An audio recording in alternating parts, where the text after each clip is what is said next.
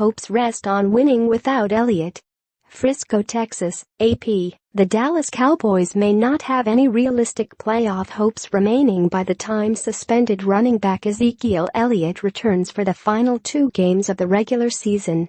If the defending NFC East champs are to stay in the postseason picture, they probably have to win at least 3 games without last year's NFL rushing leader, who has 4 games left in a 6-game ban for alleged domestic violence. The Cowboys, 5-5, have been outscored 47-0 in the second half of consecutive losses without Elliott, including 30-0 by Philadelphia on Sunday night as the Eagles all but wrapped up the division title with a 37-9 victory. Dallas has its quick Thanksgiving turn against the Los Angeles Chargers, 4-6, followed by another Thursday game against NFC East rival Washington. Coach Jason Garrett couldn't put it in better words, in giving our options all the way down from 11 to 5 to 5 to 11, said Dak Prescott, last year's NFL Offensive Rookie of the Year, but now with 3 more interceptions than he had all of last season. 4. It's up to us to figure out what we want to do. The Cowboys are hopeful 4-time Pro Bowl left tackle Tyron Smith can return against the Chargers after missing 2 games with groin and back injuries. The optimistic view would be a return against the Redskins for 2016 All-Pro linebacker Sean Lee, who missed 2 earlier games and was out again against the Eagles with hamstring issues. Prescott was sacked 8 times against the Falcons before the Cowboys stabilized things somewhat with Byron Bell starting instead of Chaz Green in Smith's spot.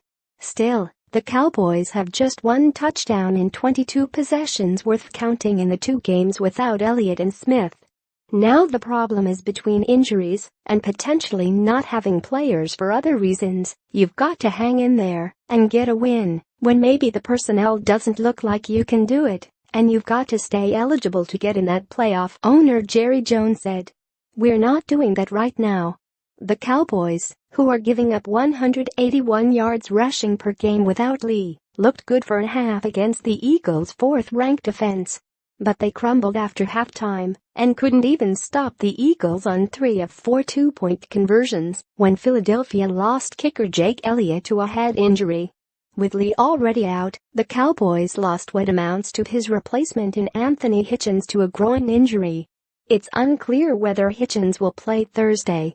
As long as Hitchens and Lee are out, Dallas could be back where it was early in the season with forcing second-year linebacker Jalen Smith to play too many snaps in what amounts to his rookie season because he spent a year recovering from a college knee injury.